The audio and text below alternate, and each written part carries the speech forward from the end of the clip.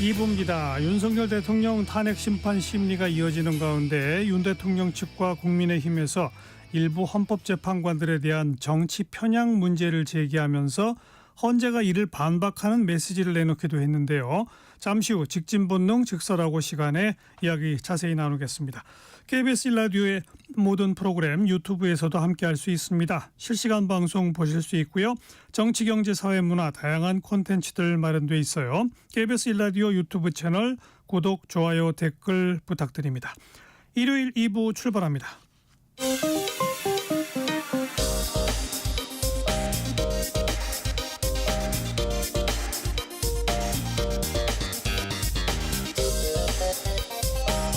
팩트체크 진짜 뉴스 정관용의 시사본부 KBS 1라디오 들어보면 압니다.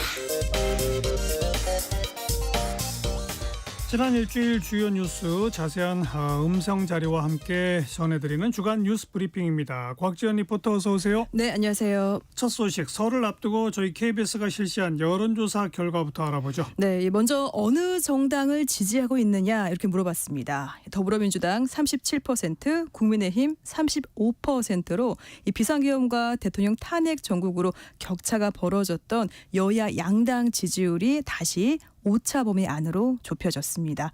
자세한 결과는 지난달 1월 27일 월요일 KBS 9시 뉴스로 들어보겠습니다.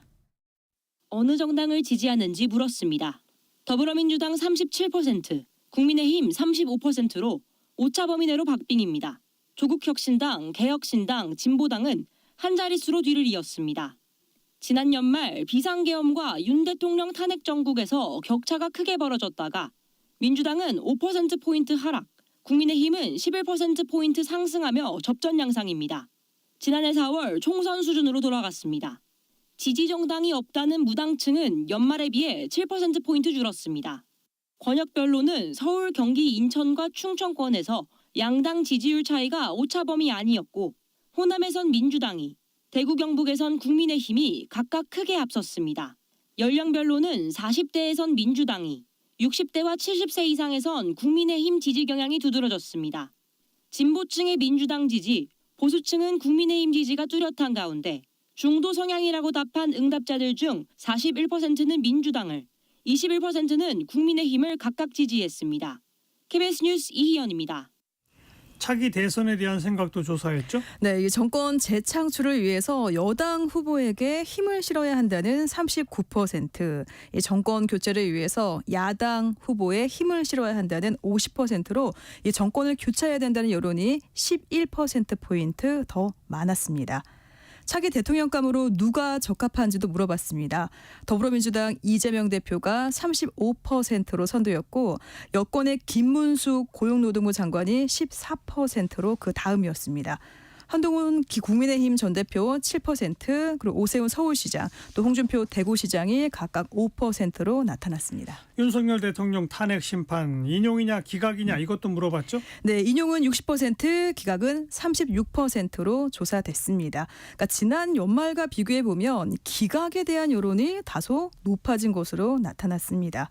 또 이어서 민주당 이재명 대표의 선거법 재판에 대한 인식도 조사했습니다. 지난 월요일 KBS 9시 뉴스로 여론조사 결과 들어보시죠. 1심 선고 69일 만에 공직선거법 사건 첫 항소심 재판을 시작한 이재명 대표. 2월 말 결심 공판 일정이 잡히면서 이르면 3월 중순 이후 선고가 내려지겠지만 선거법상 기한은 넘기게 됩니다. 이 대표 재판 일정에 대해 물었더니 선거법에 따라 2심 3개월, 3심 3개월 안에 재판을 신속히 진행해야 한다 62%, 기간과 상관없이 충분히 심리해야 한다 29%였습니다. 호남을 제외한 전 지역에서 법대로 진행해야 한다는 여론이 높았습니다. 민주당 지지층과 정권 교체를 바라는 응답자 중에선 10명 중 4명이 이 대표 선거법 재판 일정은 정해진 기간을 따라야 한다고 봤습니다. 취임 직후 북미 대화 의지를 거듭 내비친 트럼프 미 대통령. 북핵 문제 해결에 도움이 될지 물었더니 39%가 도움이 될 거다, 52%가 도움이 안 될 거다, 부정적 의견이 과반이었습니다. 만약 북한이 국제사회에서 핵 보유국으로 인정받을 경우 우리나라도 핵을 보유해야 하는지에 대해선 10명 중 7명이 찬성했습니다. 특히 매우 찬성한다 의견이 응답자 절반에 육박했는데 북한 핵 능력의 실질적 대응력을 강화해야 한다는 인식이 반영된 것으로 해석됩니다. 이번 여론조사는 KBS가 한국리서치에 의뢰해 지난 24일부터 26일까지 4일간 전국 만 18세 이상 남녀 1000명을 전화 면접 조사했고 표본 오차는 95% 신뢰 수준의 플러스 마이너스 3.1%포인트입니다. KBS 뉴스 이혜린입니다.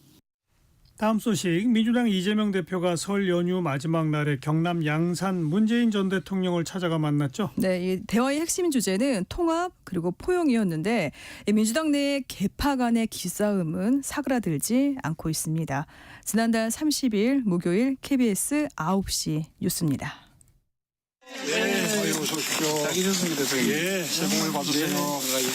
지난해 추석 이후 넉 달 만에 만난 더불어민주당 이재명 대표와 문재인 전 대통령.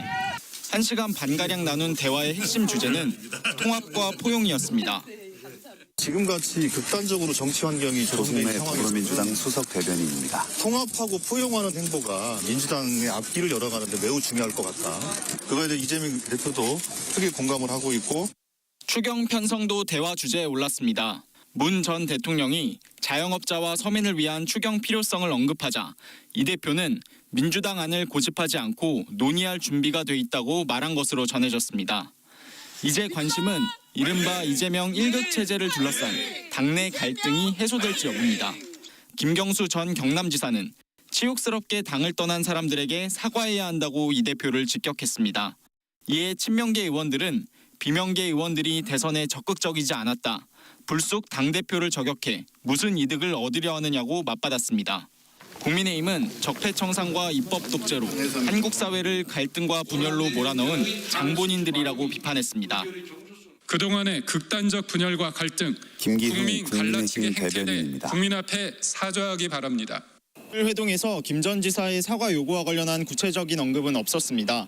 다만 문 전 대통령은 김 전 지사 등을 잘 활용해야 한다는 뜻을 이 대표에게 전한 것으로 알려졌습니다.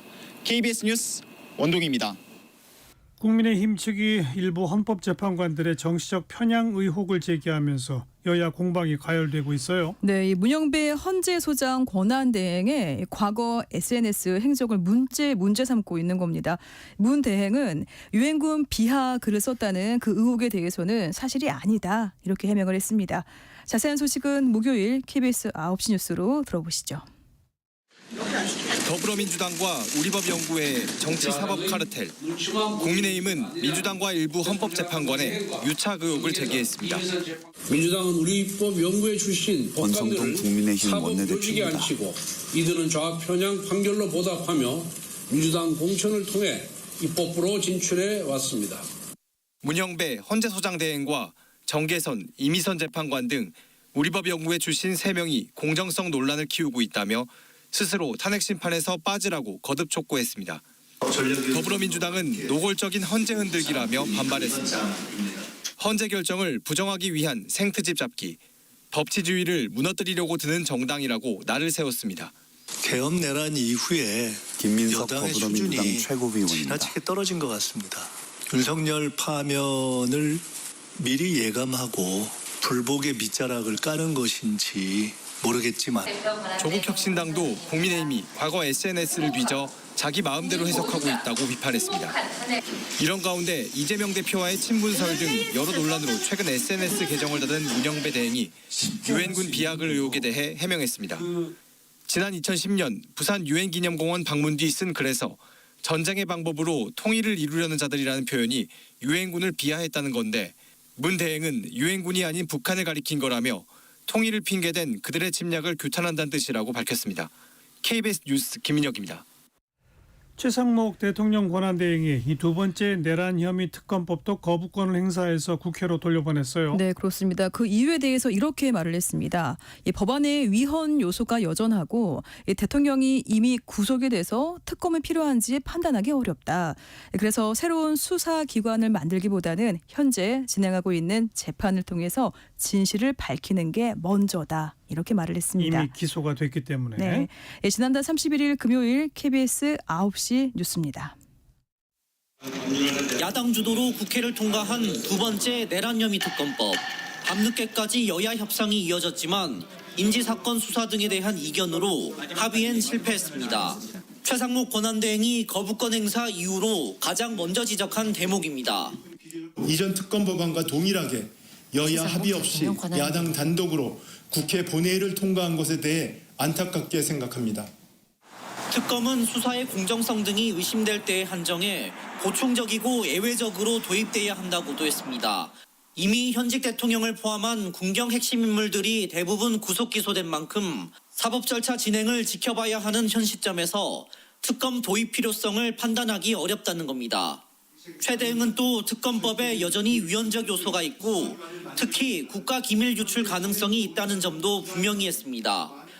분단국가라는 특수성을 반영하여 수색 및 검증까지 제한하는 강한 보호 규정을 두고 있는 위치와 장소에 관한 국가기밀은 한번 유출되면 회복이 불가능합니다. 인질수사 조항으로 외환제도 수사할 수 있다는 지적에 정상적인 군사작전이 수사 대상이 되면 군사 대비태세가 위축될 수 있다는 점도 거론했습니다. 최 대행이 대통령 권한대행을 맡은 이후 거부권을 행사한 건 이번이 7번째입니다. KBS 뉴스 이현준입니다. 이런 최상목 권한대행의 결정에 여야 정치권 반응도 정리해보죠. 네, 국민의힘은 법치주의와 헌정 질서를 지키려는 결단이었다 이렇게 평가했고요. 민주당은 최상목 권한대행이 내란 동조 세력임을 스스로 인정했다면서 책임을 묻겠다고 경고했습니다. 정치권의 반응 이틀 전 금요일 KBS 9시 뉴스로 끝으로 들어보겠습니다. 국민의힘은 법치주의와 헌정 질서를 바로 세우는 결단이라고 환영했습니다. 내란 혐의 특검법의 수사 범위가 모호하고 독소 조항이 여전해 사법적 혼란을 초래할 뻔했다는 겁니다. 법적, 정치적 정당성을 모두 갖춘 결정이었으며 대한민국의 법치와 헌정 질서를 지키기 위한 결단이었습니다. 윤 대통령이 기소돼 수사가 마무리된 상황에서 특검이 임명돼도 더 이상 수사를 할 수 없어 국력 낭비, 세금 낭비라고 지적했습니다. 더불어민주당은 최 대행이 내란 동조 세력임을 스스로 인정했다며 합당한 책임을 묻겠다고 압박했습니다. 윤 대통령 구속 기소만으론 내란의 전모와 동조 세력을 밝혀낼 수 없다며 최 대행이 거론한 거부 사유를 조목조목 반박했습니다. 여야 합의 불발도 윤석열 구속 기소 상황도 위헌성과 국가기밀 유출 우려도 모두 핑계일 뿐입니다. 특검의 칼날이 윤석열을 넘어 자신까지 겨누게 될까 두려운 것 아닙니까? 조국혁신당은 최 대행의 즉각적인 사퇴를 촉구하며 불응할 경우 탄핵을 추진하겠다고 경고했습니다. 야당이 특검법 제표결 시기를 저울질하고 있는 가운데 여당 내에선 대통령 구속 기소로 특검 명분이 사라진 만큼 지난번 제표결 때보다 이탈표가 줄어들 거로 보고 있습니다. KBS 뉴스 박영민입니다. 네, 주간 뉴스 브리핑이었습니다. 곽지연 리포터 수고하셨어요. 네, 고맙습니다.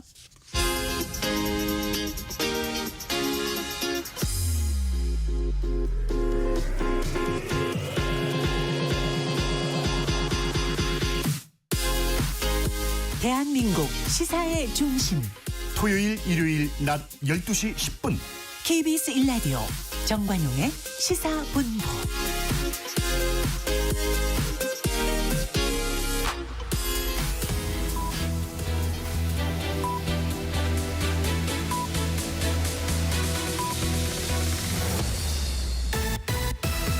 직진 본능 직설하고 고고고 뒤돌아보지 않습니다. 정관용의 시사본부.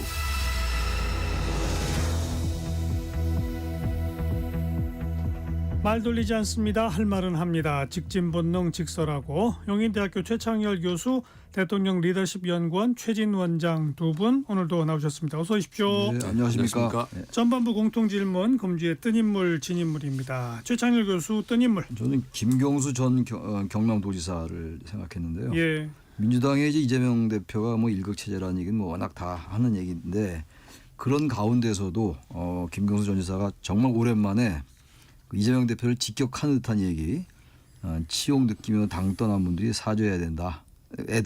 떠난 분들에게 사죄해야 된다. 그리고 서로에게 고함치는 일은 멈춰야 된다. 그리고 대선 승리가 탄핵의 완성이다. 모처럼 목소리를 좀 냈어요. 예. 이재명 대표를 제외하고 말이죠.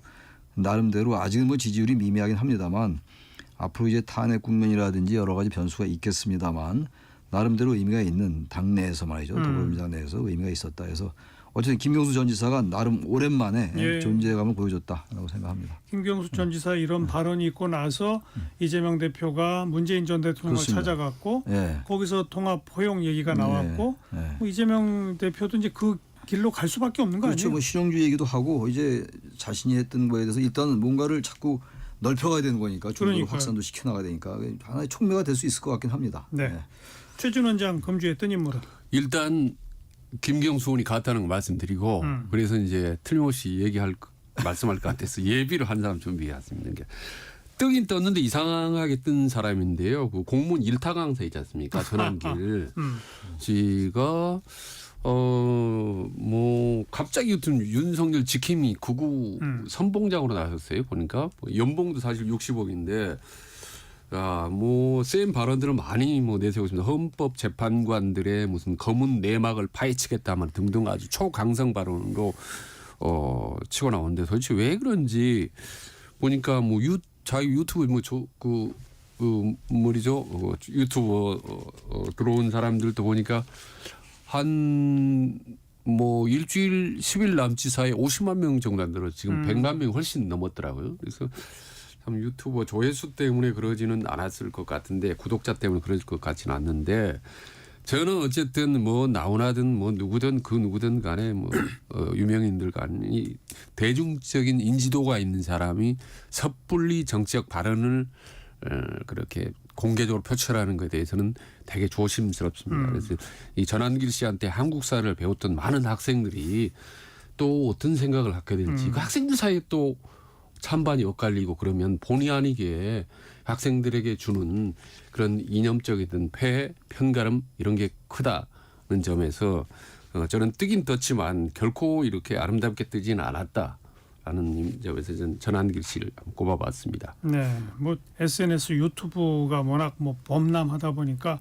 뭐 수시로 이렇게 여기저기서 누가 무슨 말했다가 막 화제가 되고 그러는데, 근데 저는 기성 언론에서 좀 너무 많이 다룰 필요가 없다고 맞아요. 생각해요. 정말 뭐 사회에 미칠 영향이 그리 큰 인물도 아닌데 사실은. 글쎄 말입니다. 이런 인물들 특히 유튜버에 관련된 기사가 너무 많은 것 같아요. 그러니까요. 너무 많아요. 너무 많고. 오히려 그 사람들 극단적 발언하면 돈 더 벌려주는 거예요. 그럼요. 보도해 줌으로써. 계속 이제 언론이 이른바 레가시 미디어들이 거의 선전해주는 결과적으로 그러니까요. 그렇게 되고 말았습니다. 예. 세상이 참 이상하게 돌아간다라는 생각이 듭니다. 가급적 우리 방송에서 이런 언급 이제 그만하자고요.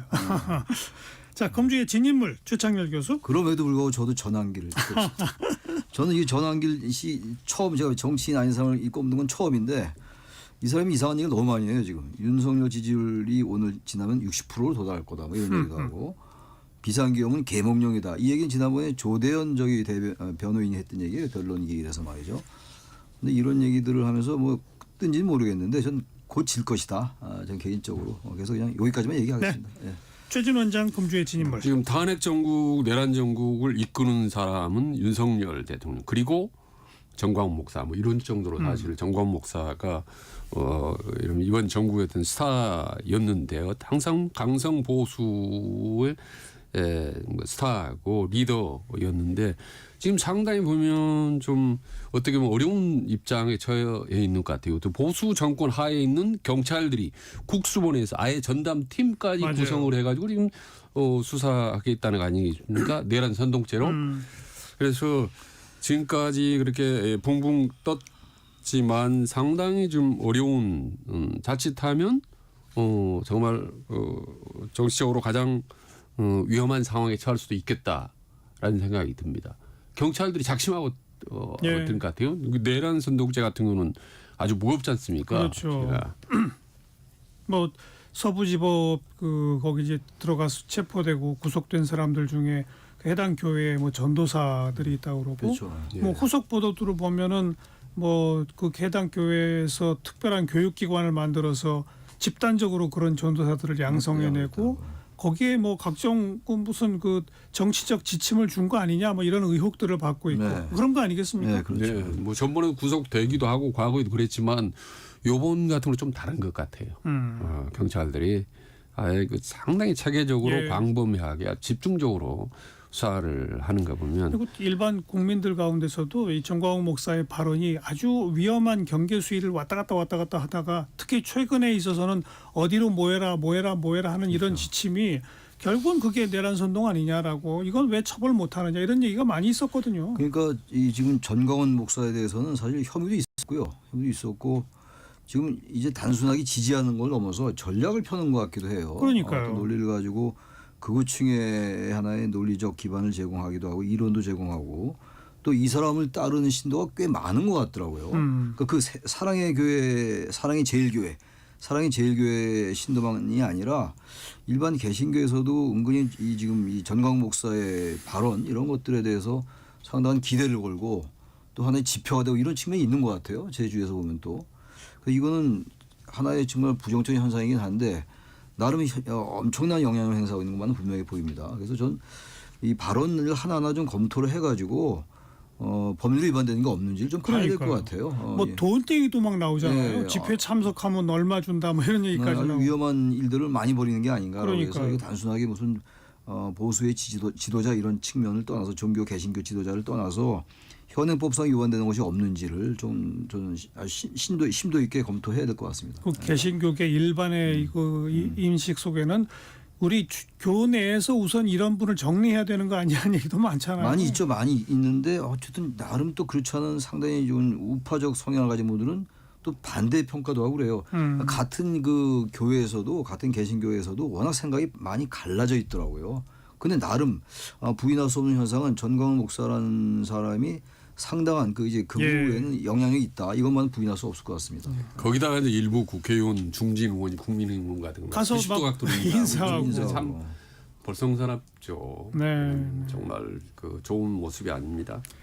자, 이제 또 우리가 논의해야 할 주제는 지금 저 헌법재판소의 탄핵 심판이 진행 중인데 집요하게 윤 대통령 측에서 또 국민의힘 측에서 몇몇 재판관 문제 있다. 네. 뭐 정치 성향의 문제를 얘기하기도 하고 과거 SNS 활동을 얘기하기도 하고 또 일부 재판관은 그 가족들이 어떤 활동을 했다는 걸 또 문제 삼기도 하고 뭐 구체적으로 문형배, 이미선, 정계선 이 세 명은 이 회피해야 한다는 뭐 의견서까지 지금 내고 거기에 대해서 헌법재판소도 가만히 있지 않고 공보관 명의로 반박하고 있고 이 양상 어떻게 평가하세요? 근데 우선 말이죠.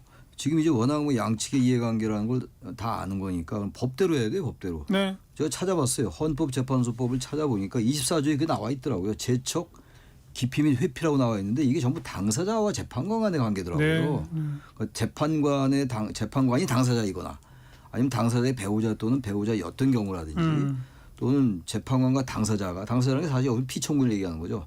당사자가 친족관계이거나 친족관계였던 경우 이런 얘기들이에요. 그리고 굳이 하나 있다면 제가 찾아보니까 24조 3항에 나와 있는 게 그거더라고요.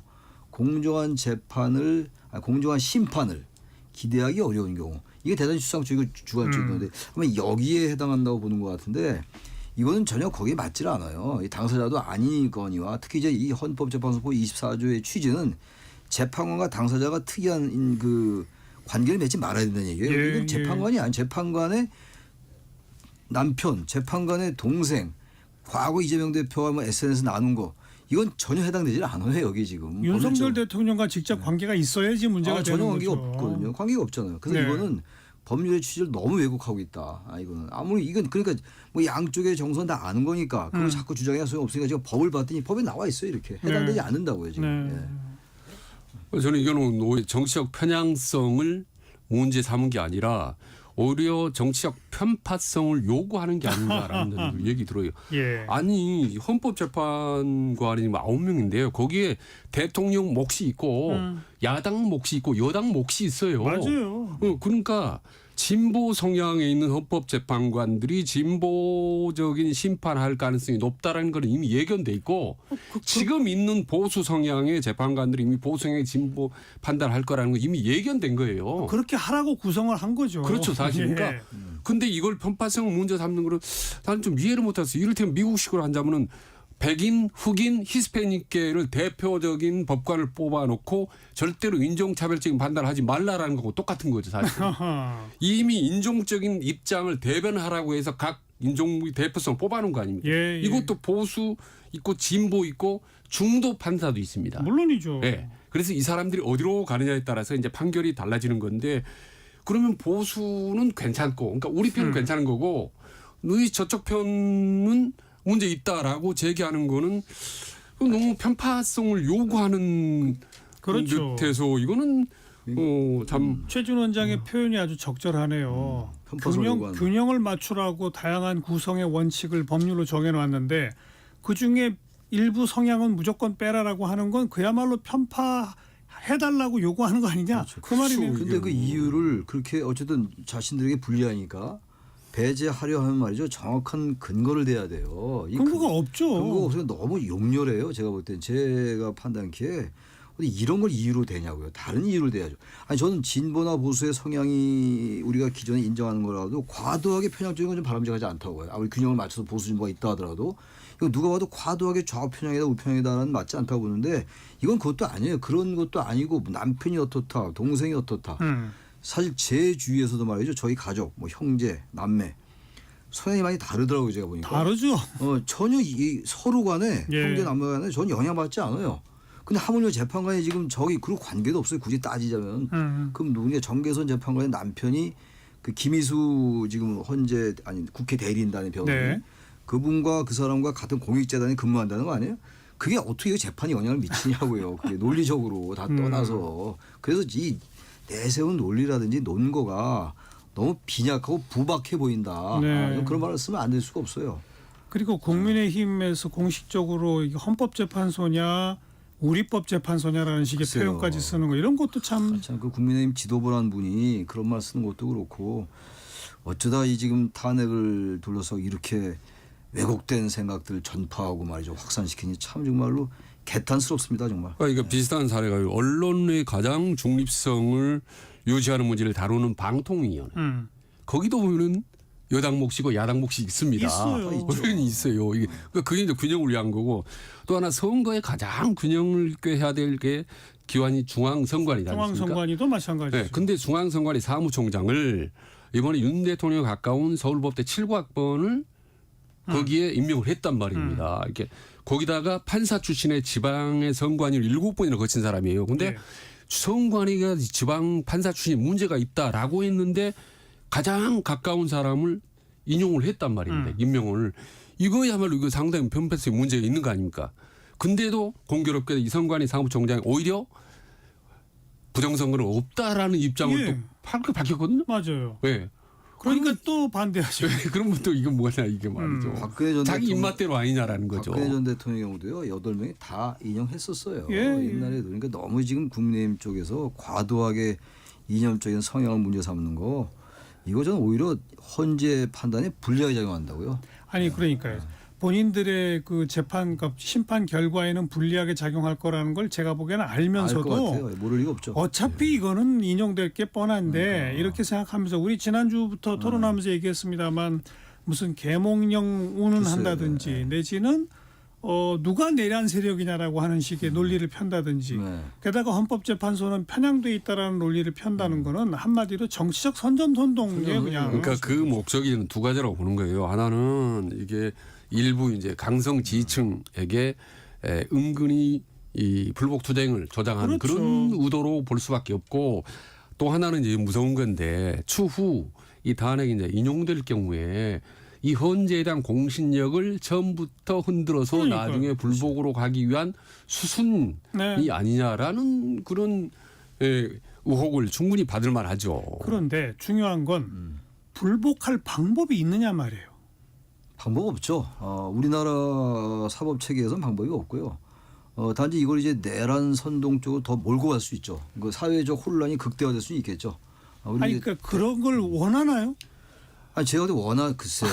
그 원하게 하겠습니까? 근데 그런데 그러니까 제발 다음 총선에서 자신들이 대선 만약 대선, 조기 대선이 되면 표결집용이라고까지는 이해하는데 이게 자칫하면 정말 물리적 충돌을 위험일 수 있다고요. 물리적 충돌을 야기시킬 또 촉발시킬 수 있는 우려가 있는데도 왜 이럴까요? 그러니까 바로 그 우려를 현실로 만들기 위한 게 아니냐라고 저는 의심할 수밖에 없는 거죠. 그러니까 불복 투쟁으로 가면서 극렬 지지층이 거기 합류하게끔 만드는 그 의도가 아니고 어떻게 할 수가 있겠습니까 이게. 그리고 왜 그럴 수밖에 없냐면 지금까지 아시다시피 12월 3일 이후에 한 번도 제대로 순순하게 응했던 경우 없지 않습니까? 아까 앵커 말씀하셨듯이 이건 아무리 봐도 우리가 법률적으로 상식적으로 보더라도 거부할 명분이 없는데 또 거부했던 거는 바로 이런 지속적인 극단 정치의 아주 그 확산을 위한 의도로밖에 해석할 수가 없죠. 지금 이따 얘기가 나올지 모르겠는데 헌재에서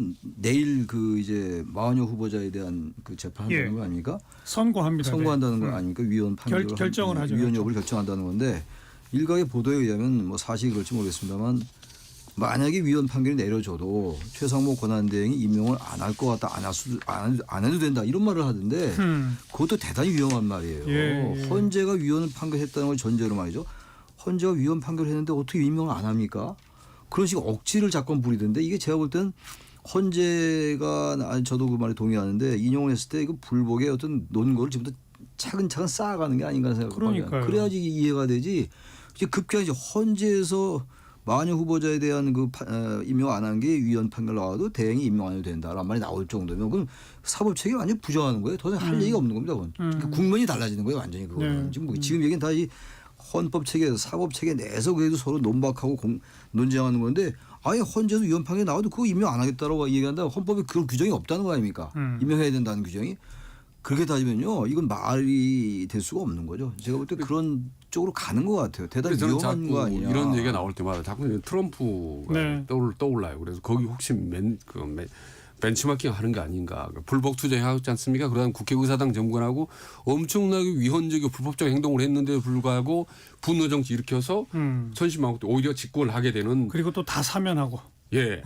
그러니까 그런 상황을 오히려 순전히 유리한 것만 판단을 해서 벤치마킹하는 측면이 있지 않나라는 그런 의심이 들죠. 그러니까 뭐 저는 아무튼 제발 국민의힘 측도 윤 대통령 측도 그래요. 정치적 선전선동 할 수 있어요. 그래서 만약에 탄핵이 인용되면 이것 보십시오. 헌법재판소도 이렇게 그 편향도에 있어서 이런 결정을 내립니다.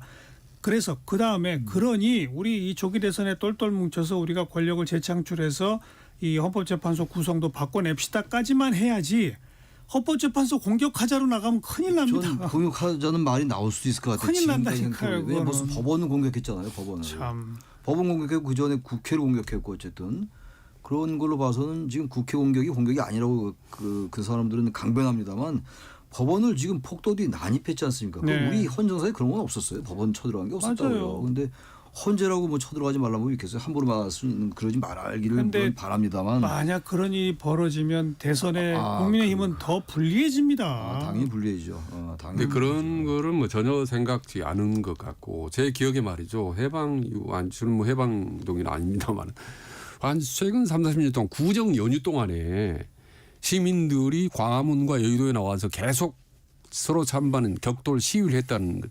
이건 본 적이 없어요. 근데 요즘에는 언론이나 방송도 크게 다루지를 않아요. 근데 실제로는 거의 일상이에요 지금. 네, 일상. 근데 아스팔트 위에서는 불을 끓고 있거든요.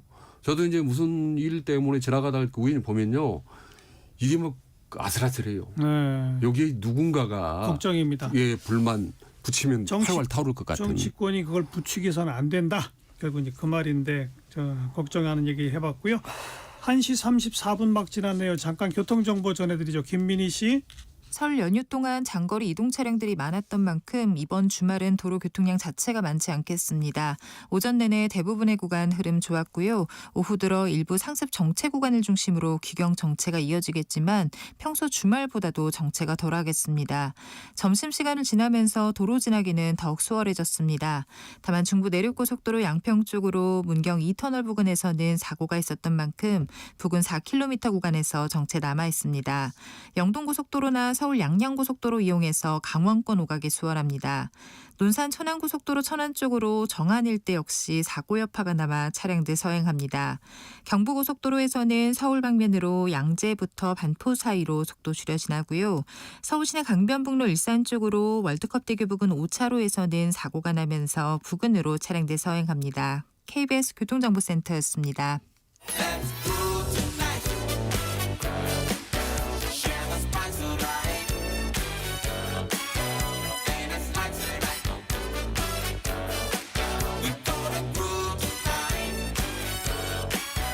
이순실, 정관용. KBS 1라디오 정관용의 시사본부. 들어보면 달라요.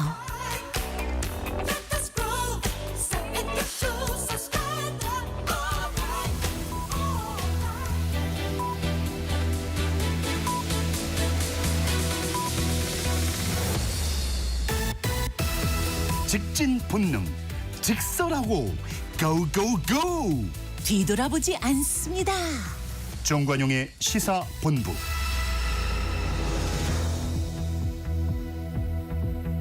매주 일요일 2부 직진본능 직설하고 형인대학교 최창열 교수, 대통령 리더십 연구원의 최진 원장 두 분과 함께하고 있습니다. 후반부 공통질문 금주의 핫한 한마디입니다. 최 교수님.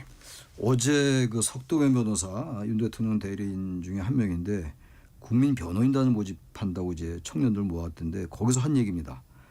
이것도 하나의 전 궤변이라고 보는데 군대를 동원한 건 폭동이 아니라 기업의 본질이다. 뭐 이건 늘 해왔던 얘기니까 놀랄 얘기도 아닌데 그다음에 이 얘기가 되게 유치하기도 하고 정말로 이 지경까지 왔구나라고 느낀 게 건데 국회로 가서 창문을 깬 게 그게 원래 들어간 통로가 봉쇄돼 있기 때문에 그럴 수밖에 없었다. 이게 왜 문제냐 이런 얘기를 했어요. 할 수 없이 창문을 깼다. 잘했다는 얘기예요. 그러니까 이 얘기 하나 하고 또 하나가 더 기가 막힌 얘기가 뭐 핫한 말이 아니고 어처구니 말로 제가 꼽은 겁니다. 국무회에서 몇몇 분이 반대 의견을 냈다는데 반대 의견을 냈다는 얘기는 심의가 제대로 됐다는 반증이다. 이 정도 얘기했어요. 그러니까 이거는 이쯤 되면 말이죠. 논리로 반박하기 대단히 어렵습니다. 이게 지금 국무회가 다 반대인데 그건 너무나 심의가 잘 됐다 하는 징자다 이런 얘기를 하는데 저는 그래서 이런 말들이 아주 이제 윤 대통령을 변호하거나 비호하는 측에서는 아주 일상이 됐어요. 이 궤변이나 이 경광부회가 말이죠. 아주 그냥 한두 명이 해서 이 보도가 되고서 이렇게 되니까 이런 얘기가 너무 많은데 앞으로 이제 이런 얘기 하지 말아야 되겠더라고요. 저도 이제 핫한 말도 꼽지 말아야 되겠어요. 오늘은 다른 말을 꼽아야 되겠습니다. 최진 원장 금주의 핫한 한마디. 어떻게 이렇게 같을 수가 있죠. 예, 처음으로 같은 석동원 변호사 얘기인데 뭐라고 했냐면 정확히 말씀드리면 비상계엄은 계엄 형식을 빌린 대국민 호소였다라고 얘기를 했는데요. 지금 윤석열 대통령이나 주변의 일부 강성지층 국힘당은 이걸 큰 하나의 큰 그 전략의 줄기로 끌고 가는 것 같아요. 맞아요. 근데 이 말을 조금 바꾸면은 비상계엄은 총칼을 휘두른 무장 군인들과 경찰들을 동원한 대국민 호소했다 이 얘기거든요. 근데 이게 국내외적으로 보면 이제 무장 테러범들이 붙잡히지 않습니까? 그럼 그들이 뭐라고 하냐면 항상 안 쓰는 말이 우리는 말입니다. 납치나 인질 그 방식을 통한 대국민 호소했다로 이렇게 얘기를 하거든요. 맞아요.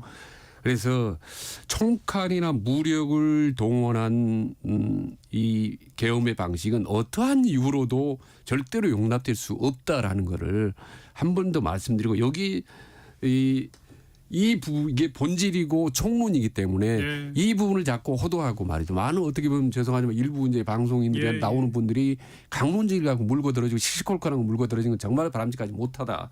이 부분을 패널들이나 혹은 일반 국민들도 분명하게 본질적인 부분을 알고 깊이 인식을 하고 다음에 이제 얘기를 해야 된다라는 겁니다. 자, 이제 당장 화요일, 목요일 헌법재판소의 탄핵 심판은 계속 이어지고 이제는 이른바 사령관들이 줄줄이 증인으로 나오는데 설 연휴 직전에 김용현 전 장관과 윤석열 대통령 사이에 질의응답하는 모습을 우리가 봤어요. 네, 그렇죠. 근데 이제 그것과 정반대되는 이야기들이 사령관들 입에서 이제 나올 텐데 혹시라도 사령관들도 말을 바꾸나요? 그렇지 않을 것 같은 이유가 있어요. 왜냐하면 그 김용현 전 장관은 윤 대통령 측에서 증인신문을 요구했던 거거든요. 이번에 나오는 사령관은 국회 측에서 요구한 겁니다. 그래서 그 사람인데 그렇게 말할 이유가 하나도 없어요. 사람은 인간은 어쨌든 합리적인 사고를 하는 거거든요. 근데 그 사령관들이 그렇게 말해서 자기한테 유익할 게 뭐가 있겠습니까? 김용현 전 장관 보기에 따라서는 그게 유익하다고 판단했을 거예요 아마. 그래야 나중에 만에 하나 윤 대통령이 탄핵이 기각되면 자신이 살아날 수 있다는 그런 판단 같은 걸 했음직한데 이분들은 그럴 수 있는 상황이 전혀 아니기 때문에 우선 당장 나오는 게 이제 모레죠. 모레 나온 사람이 이진우 수방사령관 했던 사람하고 그다음에 여인영 방첩사령관 전 방첩사령관 나오고 이제 홍장원 국정원 1차장이 나오지 않습니까? 그렇죠. 근데 목요일 날은 이제 곽종문, 그다음 김현태 특임단장이 이렇게 나오는 건데 제가 어디 사령관이나 이 군인들은 아마 지금 굉장히 곤혹스러운 얘기 할 거예요. 윤 대통령 측 곤혹스러운 얘기가 아니라 있는 그대로 얘기할 겁니다. 아마. 왜냐하면 이 사람들의 증언이 일관돼요.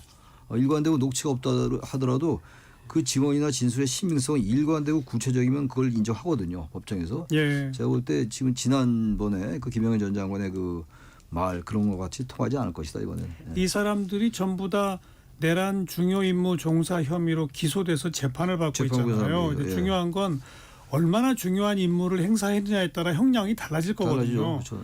그런데 나는 순전히 명령을 받아 어쩔 수 없이 딸을 척했을 뿐이다라고 하면 중요 임무도의 중요가 좀씩 줄어들 수 있는데 경감될 수 있죠. 감경되는 거죠. 그렇겠죠? 네, 당연하죠. 일단 뭐 이 사람들이 윤석열 대통령의 어떤 논리나 입장을 두둔하고 찬성해서 말하자면 본인들이 말을 바꿔서 얻을 수 있는 것은 별로 없습니다. 사실은.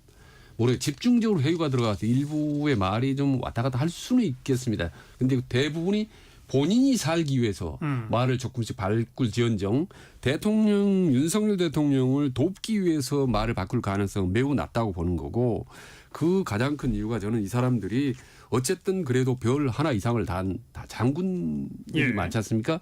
이 사람들이 어떻게 보면 역사적 심판 이런 후손들의 평가를 염두에 두지 않겠습니까? 여기 계엄의 공범이라는 낙인이 한번 확 찍히면요.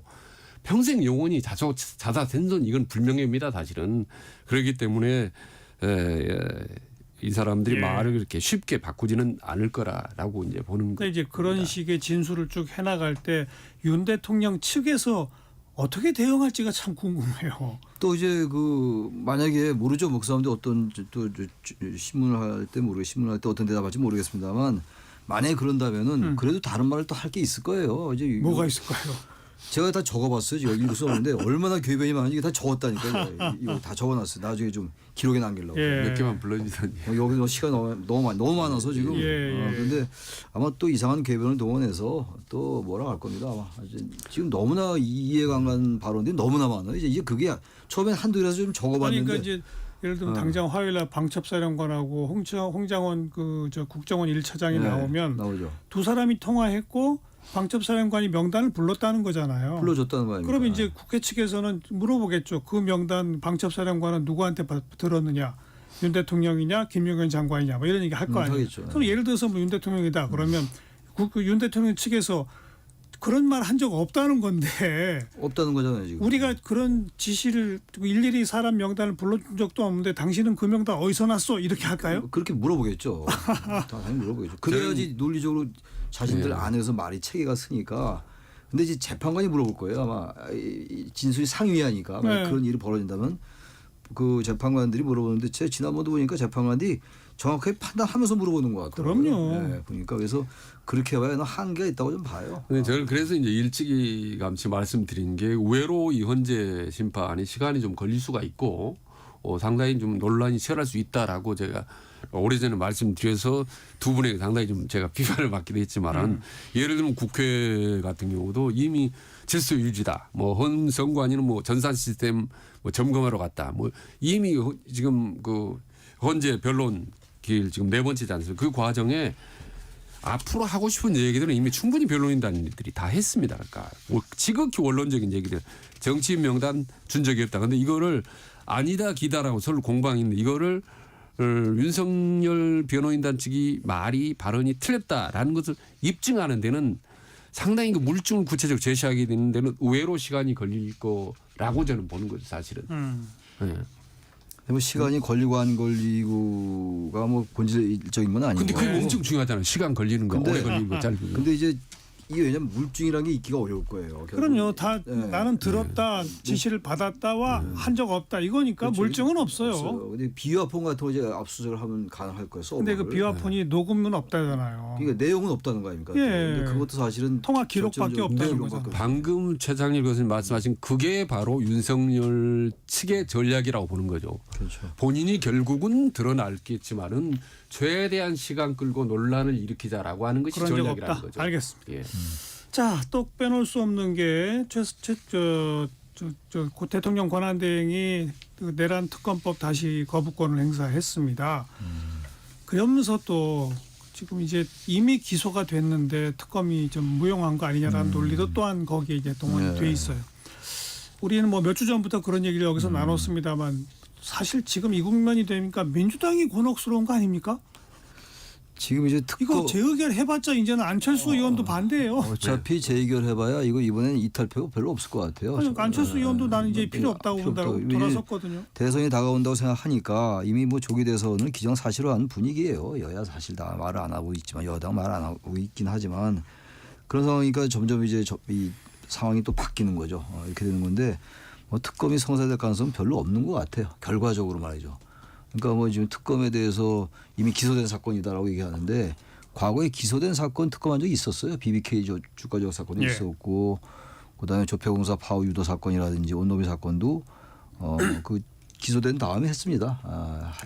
미진한 것들이 많이 있거든요. 지금 해야 할 수 있는 거 특히 이제 대통령에 대해서 아직도 조사가 안 이루어진 거나 마찬가지예요. 공수처가 구속하고 물론 기소를 검찰이 했습니다만 그 부분도 그렇고 여러 가지 미진한 게 있기 때문에 특검을 하는 게 맞는데 아무튼 지금 어쨌든 뭐 국민의힘이 이제 뭐 당연히 이제 뭐 재표결 해봐야 이탈표 별로 없을 것 같고 결국 특검은 성사되기 어려울 것 같다. 그렇게 저는 민주당 예상합니다. 저도 전략적으로 지금 템포 조절을 해야 된다고 봅니다. 지금 이미 민주당 지지율이 상당히 뭐 하락세거나 답보 상태이고 거기다 2월 초면요 우원식 국회의장이나 여야 의원들이 줄줄이 해외 여행 나가는 거 많이 일정들이 많아요. 그렇기 때문에 물리적으로 사실 불가능하고 실익도 별로 없습니다. 왜냐하면 헌재하고 검찰 수사가 지금 나름대로 좀 속도를 내고 있기 때문에 이거는 어떻게 보면 히든카드 비슷하게 민주당이 좀 접고 템포 시기를 좀 조절하는 것이 더 유리하지 이 시점에서 강하게 또다시 밀어붙이는 경우에는 저는 오히려 그러니까 득보다 실이 더 많지 않을까. 수도의 논리적으로만 따지면 이건 재의결 해봤자 부결이 명백하기 때문에 국민의힘 측이 낸 안이 있잖아요. 그러니까 대법원장이 추천하고 수사 기간도 좀 더 줄이고 수사 대상도 6시간으로 한정하고 뭐 이런 거 있잖아요. 그 안을 받지 않는 한 특검은 불가능한 거거든요. 거예요, 현실적으로. 그렇다면 특검을 안 할 거면 포기하겠다고 하든지 특검을 해야 되면 오히려 시간 뭐 템포 조절해서 시간 끊으면 더더욱 불리해져요. 왜요? 이 상황을 지켜보고 아니죠.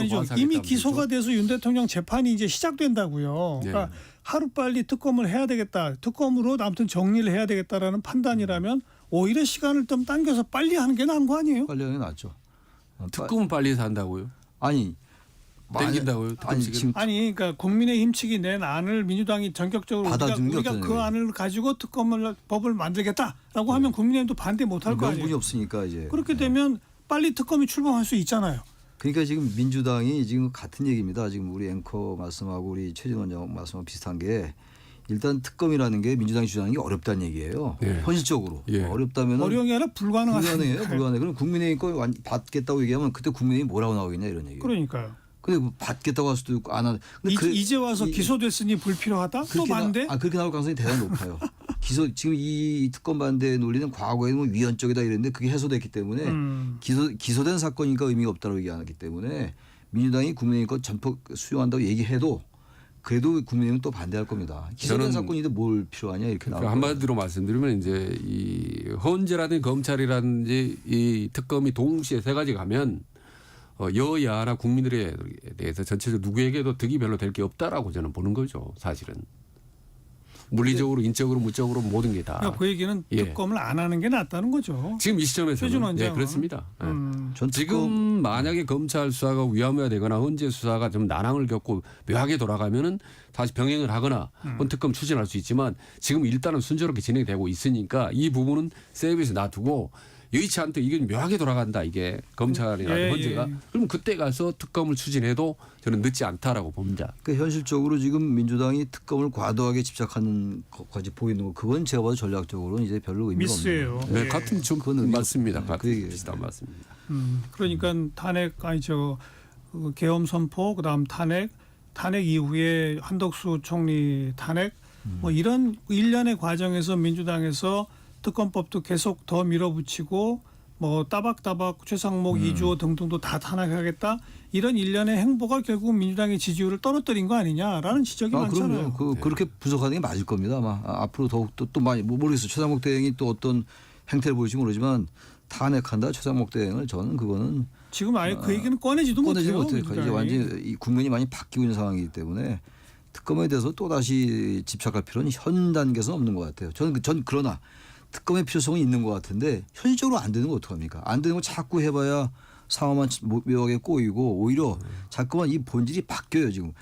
본질은 비상기업의 위헌성, 위법성인데 예. 그건 이제 온데간데 없어요. 어떻게 보면 다 이제 잊어버린 것 같고 다른 문제 가지고 계속 지역적인 논쟁들을 하고 있는 거거든요. 그리고 굳이 거기 힘을 실어줄 필요가 없죠. 민주당. 사실은 이제 국민들이 볼 때는 국민의힘보다는 오히려 민주당이 더 힘이 세다고 보고 있거든요. 근데 힘이 센 사람이 권력을 가진 집단이나 정당이 공격을 할 때 너무 무차별적으로 막 동시다발적으로 공격을 하면 거기에 대해서 국민들은 역반응이 올 수 있다는 말씀이죠. 그러니까요. 예.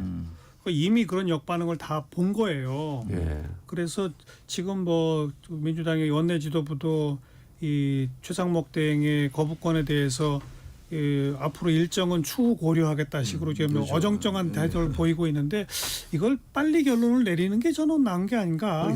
결론내는 게 나아요. 지금 이렇게 애매하게 하는 것보다 특검 더 이상 우리는 추진하지 않겠다라든지 글쎄요. 그렇게 나아요. 그래야지 지금 이것도 아니고 저것도 아니고 현실의 벽은 있고 당위는 또 다른 면이 있고 이러다 보니까 여기서 자꾸 민주당이 지금 헤매고 있고 거기에 또 이재명 대표의 이 사월 리스크가 계속 나오고 이러다 보니까 이 상황이 묘하게 바뀌고 있잖아요. 프레임이 그러다 보니까 급격히 민주당이 내란 세력이라는 말까지 나올 정도가 되고 말았잖아요. 저하고 그 부분을 좀 다루는 저는 특검에 관한은 좀 이것도 아니고 저것도 아닌 상황이 낫다고 보는 거죠.